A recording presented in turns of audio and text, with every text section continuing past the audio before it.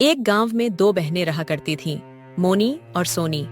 मोनी के कम पढ़े लिखे होने के कारण मोनी का विवाह एक गरीब परिवार में हुआ था। वहीं सोनी की सुंदरता और पढ़े लिखे होने के कारण अमीर व्यक्ति ने उससे विवाह किया। अपनी सुंदरता का घमंड तो सोनी को पहले ही से था। विवाह के बाद उसे दौलत का भी घमंड हो गया। दोनों बहनें आसपास ही रहा करती थीं। जब भी मौका मिलता सोनी मोनी को उसकी गरीबी के कारण नीचा दिखाने की कोशिश करती। मोनी, तुझे पता है अभी अभी मेरे पति ने मुझे सोने के झुमके दिलाए हैं और तुम्हारे खेत के पास वाला जो खेत है वह भी हम खरीद रहे हैं। तुमने तो शादी के बाद कुछ भी नहीं खरीदा होगा, मगर कर भी क्या सकते हैं। तुम्हारे पति के तो खाने के ठिकाने नहीं हैं, वह तुम्हें क्या खरीद कर देगा। मोनी को बुरा तो लगता, पर वह कर भी क्या सकती है। मोनी के दिन बड़ी गरीबी में गुजर रहे थे।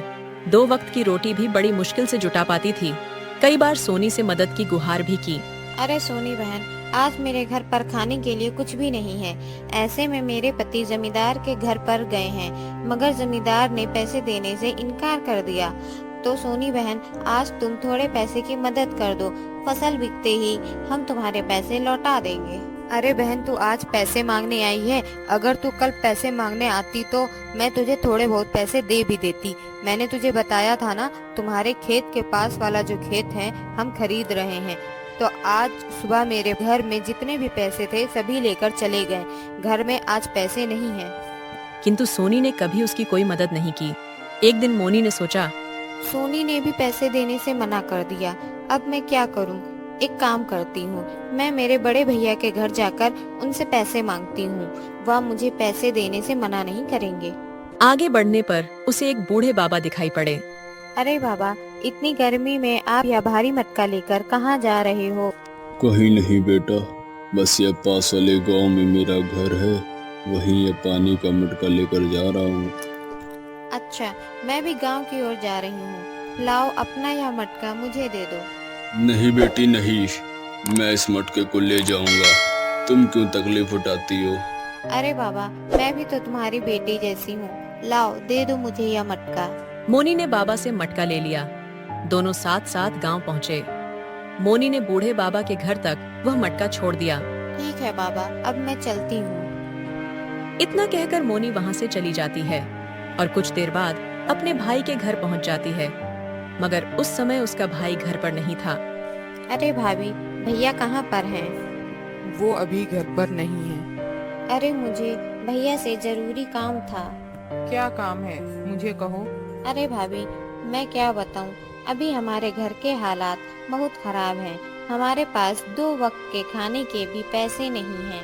तो हम क्या कर सकते हैं? हमारे पास कोई पैसों का पेड़ है जिसमें से पैसे तोड़कर हम तुम्हें दे दें? हमारे पास अभी पैसे नहीं हैं। ठीक है, पैसे मांगने के अलावा कोई और काम हो तो बताओ, वरना यहाँ से जाओ। ठीक है भाभी, मैं चलती हूँ। भाभी ने उसे घर से भगा दिया। दुखी होकर वह अपने गांव वापस लौटने लगी। अरे बेटी, इधर आओ। तुम इस गांव में किसके घर पर आई थी? अरे बाबा, मैं वो अपने भैया के घर पर उनसे मदद मांगने आई थी। मोनी ने अपनी पूरी कहानी बाबा को बताई।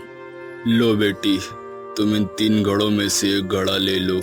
तू इतनी दूर पैदल चलकर आई है और पैदल चलकर तुझे जाना भी है। बेटी, अगर तुझे रास्ते में भूख लगे तो घड़े के अंदर लड्डू हैं, निकाल कर खा लेना। नहीं बाबा, मुझे नहीं चाहिए। आपने मुझसे पूछा वही बहुत है। अरे बेटी ले लो, तुम भी तो मेरी बेटी जैसी हो। फिर बाबा के बार बार कहने पर मोनी वह घड़ा बाबा से ले लेती है। बाबा, अब मैं चलती हूँ, वरना मुझे घर पहुँचते पहुँचते शाम हो जाएगी। और फिर वह अपने घर की ओर जाने लगती है। अरे मोनी, आज तुम अपने बड़े भैया के घर गई थी। तुम्हारे भैया ने तुम्हारी कुछ मदद करी? मैं वहाँ गई थी, मगर भैया तो घर पर नहीं थे और भाभी ने तो मुझे घर से भगा दिया। अच्छा, इसका मतलब है आज भी हम दोनों को भूखा सोना पड़ेगा। नहीं, आज हमें भूखा नहीं रहना पड़ेगा। मतलब पैसे मिले क्या? अरे नहीं, मैं जब भैया के घर से वापस लौट रही थी तब मुझे रास्ते में बाबा मिले और वो बाबा ने मुझे एक लड्डू से भरा घड़ा दिया कि रास्ते में भूख लगे तो खा लेना, मगर मैंने वो लड्डू नहीं खाए। क्या? ये तो बहुत अच्छी बात है। जाओ फटाफट से तुम वो लड्डू लेकर आओ, हम दोनों मिलकर खाएंगे। आज सुबह से मैंने कुछ नहीं खाया है। रुको, मैं अभी लेकर आती हूँ। और जैसे ही मोनी घड़े को खोलकर देखती है तो वह चौंक जाती है। अरे बाप रे, सोने की मोहरे, वो भी इतनी सारी। अरे क्या हुआ? अरे बाप रे बाप, इतनी सारी सोने की मोहरें! तुम्हें यह घड़ा किसने दिया? मैं सच कह रही हूँ, मुझे यह घड़ा एक बाबा ने ही दिया। मोनी और उसके पति की खुशी का कोई ठिकाना नहीं था। फिर उन दोनों ने गांव में खेती के लिए एक जमीन खरीदी। मोनी की तरक्की देखकर सोनी को बहुत जलन हो रही थी। वह अपने पति से कहती है, अरे सुनो जी, यह मेरी बहन इतनी पैसे वाली कैसे बन गई? उसके पास इतना धन कहाँ से आया? कुछ दिन पहले तो यह मेरी बहन भिखारी जैसे अपने घर पर भीख मांगने आई थी, और अब तो हमसे भी ज्यादा पैसे वाली हो गई है। हाँ, मैं भी वही सोच रहा हूँ। पहले तुम्हारी बहन का पति लोगों के खेतों में काम किया करता था और एकदम से आज इतना पैसे वाला हो गया है। मगर अभी कुछ दिन पहले मैंने तुम्हारी बहन को तुम्हारे भाई के घर जाते हुए देखा था। क्या, भैया के घर की ओर? हाँ, मुझे तो लगता है भैया के घर से ही इतनी सारी धन दौलत लेकर आई होगी। मगर तुम्हारा भाई कैसा है जो सारा धन तुम्हारी छोटी बहन को ही दे दिया? उसकी बहन तो तुम भी हो ना। भाई के लिए तो दोनों बहनें समान हैं, तो फिर दोनों को बराबर हिस्सा देना चाहिए था। तुम ठीक बोल रहे हो। भैया की संपत्ति पर जितना उसका अधिकार, उतना ही मेरा अधिकार है। हम कल सुबह ही मेरे भाई के घर चलेंगे। फिर वह दोनों सुबह सुबह अपने बड़े भैया के घर उनसे मिलने जाते हैं। उन्हें भी रास्ते पर वही बाबा दिखाई पड़ते हैं। अरे बेटी, तुम जरा इस मटके को उठाकर मेरे कंधे पर रख दोगे क्या? क्या तुम अपना काम खुद नहीं कर सकते हो क्या? मैं बूढ़ा हो गया हूँ बेटी, अब मुझसे ज्यादा वजन नहीं उठाया जाता है। तुम बस इस मटके को उठाकर मेरे कंधे पर रख दो, तुम्हारी बहुत कृपा होगी। क्या हमसे पूछकर बुढ़ा हुआ था? खुद ही तो बुढ़ा हुआ है। अरे भगवान, तुम कहाँ इस बुड्ढे की बातों में आ रही हो? जल्दी जल्दी चलो, हम घर पहुँचने ही वाले हैं। मगर सोनी ने उस बाबा की कोई मदद नहीं की। वह अपने भाई के घर पहुंच जाती है। अरे भैया भाभी, कुछ दिन पहले छोटी बहन मोनी यहाँ पर आई थी क्या? भाभी, तुमने उसे कुछ दिया था क्या? नहीं, मैंने तो उसे कुछ भी नहीं दिया। हमारे पास कुछ होगा तभी तो उसे देंगे। अच्छा, इसका मतलब आपने उसे कुछ नहीं दिया।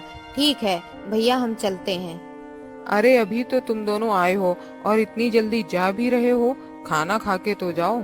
नहीं, हम यहाँ से निकल रहे थे तो हमने सोचा कि भैया से मिलते हैं। ठीक है, हम चलते हैं। अरे भैया ने तो उसे कुछ भी नहीं दिया, तो फिर उसे इतना सारा धन माया कहाँ से मिला? मैं भी वही सोच रहा हूँ।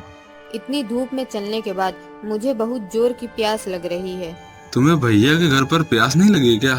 तुम जाकर कहीं से जल्दी से पानी लेकर आओ, मुझे चक्कर जैसा लग रहा है। अरे जब मुझे प्यास नहीं लग रही थी, अब मुझे बहुत जोर की प्यास लग रही है। उन्हें एक झोपड़ी दिखती है। वह झोपड़ी उन्हीं बाबा की थी। क्या हुआ बेटा, मेरे घर की तरफ कैसे आना हुआ तुम्हारा? बाबा, एक लोटा पानी मिल सकता है क्या? क्यों नहीं बेटी, आओ आओ, मेरे घर के अंदर आओ। बाबा, हमने तो तुम्हारी मदद करने से इनकार कर दिया था, तो भी तुमने हमें पानी दिया है। तो क्या हुआ बेटी, वो तुम्हारा कर्म था और यह मेरा कर्म है। और बेटी, तुम दोनों को मैंने इस गांव में पहली बार देखा है। तुम दोनों यहाँ पर किसके घर पर आए हो? अरे बाबा, इस गांव में मेरे बड़े भैया रहते हैं, उनसे मिलने हम इस गांव में आए हैं। अच्छा बेटी, तो तुम उस किसान की बहन हो ना? बेटी, तुम्हारी एक बहन और भी है ना, जो कुछ समय पहले तुम्हारे भाई से मिलने आई थी? बाबा, वहाँ थोड़े दिन पहले भैया से मिलने आई थी। मगर बाबा, तुम्हें कैसे पता? अरे बेटी, क्या बताऊं, जिस जगह तुम मुझे आज मिली हो, कुछ दिन पहले तुम्हारी बहन भी मुझे वहाँ पर मिली थी। उस बेचारी बच्ची ने तो मुझे मेरा मटका लेकर मेरी झोपड़ी तक छोड़ा था। मगर बाबा, तुम्हें पता है, जब से मेरी बहन भैया के घर से होकर आई है, जब से उसके पास खूब धन दौलत हो गई है। बताता हूँ बेटी, बताता हूँ। उस बच्ची के पास जितनी भी धन दौलत आई है, वो उसके अच्छे कर्म और अच्छी नीयत के कारण उसे प्राप्त हुई है। बाबा मुझे तुम्हारी बात कुछ भी समझ नहीं आ रही है। और मेरी बहन के ऐसे क्या अच्छे कर्म हैं जो उसे इतना धन मिल गया। कर्म और नियत अच्छी होने से ही धनवान कैसे हो सकते हैं। बाबा तुम कैसी बात कर रहे हो। बताता हूँ बेटी, बताता हूँ, सब कुछ बताता हूँ। बेटी, यहाँ पर जितने भी घड़े रखे हैं, यह कोई साधारण घड़े नहीं हैं। यह घड़े मनुष्य के कर्म और मनुष्य की अच्छी नीयत के परिणाम देने वाले घड़े हैं। क्या इंसान के कर्मों का घड़ा? यह कैसा घड़ा है बाबा? मैं तुम्हारी बात समझ गई। यह कर्मों के घड़े हैं। अपना जैसा कर्म होगा इस घड़े में से अपने कर्मों के अनुसार फल मिलेगा। ठीक कहा बेटी, बिल्कुल ठीक कहा। बाबा आपको कष्ट न हो तो एक घड़ा क्या आप हमें दे सकते हैं? हम भी अपना कर्म आजमा कर देखते हैं। क्यों नहीं बेटी, क्यों नहीं। तुम भी एक घड़ा ले लो यहाँ से। तुम भी अपने कर्म और अपनी नीयत का फल पाओ। सोनी को भी बाबा ने एक घड़ा दे दिया और वह दोनों वहां से चले जाते हैं। फिर रात के समय जैसे ही वह घड़ा खोलते हैं, उनके घड़े में से बहुत सारे कीड़े निकलने लगते हैं। बाप रे बाप, अपने घड़े में तो कीड़े निकले।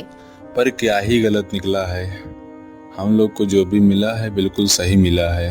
हम लोग बहुत लालची थे। तुम्हारी बहन बेचारी हम लोग के पास कुछ पैसों की मदद मांगने के लिए आई थी, पर हमने उसकी मदद ही नहीं करी है। इतने खराब कर्म होने के बावजूद हम अच्छे फल की अपेक्षा कैसे कर सकते हैं। आपने बिल्कुल ठीक कहा। मुझे अपने पैसे का बहुत घमंड था। मैंने मेरी बेचारी बहन की मजबूरी नहीं समझी। मैं कैसे भी करके बस अपनी अमीरी से उसे नीचा दिखाती। सोनी और उसके पति को अपनी गलती का बहुत पछतावा हो रहा था।